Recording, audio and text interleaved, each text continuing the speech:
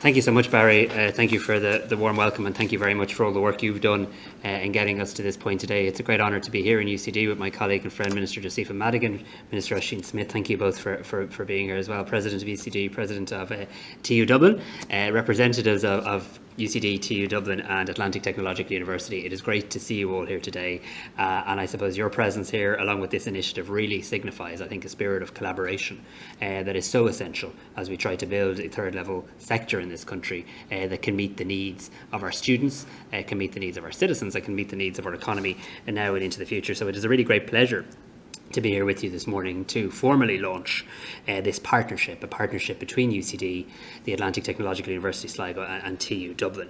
This advanced centre, I know, brings together academic experts and industry leaders to deliver a response to Irish industry's needs in the digital area, and we're delighted to be in a position through my department and through the Higher Education Authority to fund this initiative. I want to congratulate Dr. Chris Bleakley, Associate Professor and Head of the School of Computer Science at UCD, and all of the advanced teams of the 3 institutions and the 16 enterprise partners. It's worth acknowledging them: Analog Devices, Cyprus Semiconductor, Dairy Master, Equal One, EY, FinCAD, IBM, Intel. This gives you a sense. IMR, KPMG, Maxim Integrated, Microsoft, Medtronic, Stripe, Stryker and AMD. That gives you a sense of the real demand and recognition that there is from industry about the need to do work in this area and the need to collaborate. So I want to thank all the 16 enterprise partners who have put their faith in this initiative and who are working with these 3 institutes to make this possible. This project is going to facilitate UCD, ATU and TU Dublin in developing and delivering high quality, industry relevant education in the key area of digital transformation. And as I say, I'm particularly pleased to be here because this is one of the initiatives that government is pleased to fund through the Human Capital Initiative Pillar 3 projects, with a funding level of €14 million invested by my department. In many ways, what you're doing here is what we're trying to do at a national level, because when my department was established, the idea was not just to have another Department of Education, but actually to take functions that had previously located in the Department of Education, functions that had previously been in a Department of Business, and actually try and fuse them together. And in a recognition that if we were able to collaborate and not work in silos, we could actually prepare this country for the future in terms of meeting the future demand needs and future skills needs of our country. And technology is clearly the future. And any of you who follow my work and the work of my department in relation to higher education reform will know how passionately we feel about multiple pathways to get to where you want to get to in life. I think there's an onus and a responsibility on any of us involved in education, no matter what our role is, to make sure that we break down barriers and to make sure that we provide education, as Barry said, in a way that is flexible, in a way that recognises no 2 learners are the same, and in a way that recognises that learning in college and all of this is no longer something that somebody does for a defined period of their life.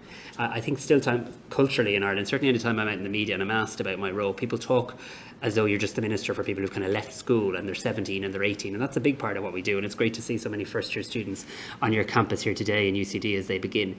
But actually learners come at all ages and more as we embrace lifelong learning, as we try to respond to digital transformation, as we try to respond to the climate emergency, more and more people are going to need to dip in and out of education, and they're going to need to be able to access it in a way that works for them and in a way that often works for the industry in which they're employed. And that's why you really warm my heart when I hear you talking about the recognition of prior learning. I just came from a meeting with a bunch of lecturers from Estonia and Finland who were over here sharing with us on RPL this week.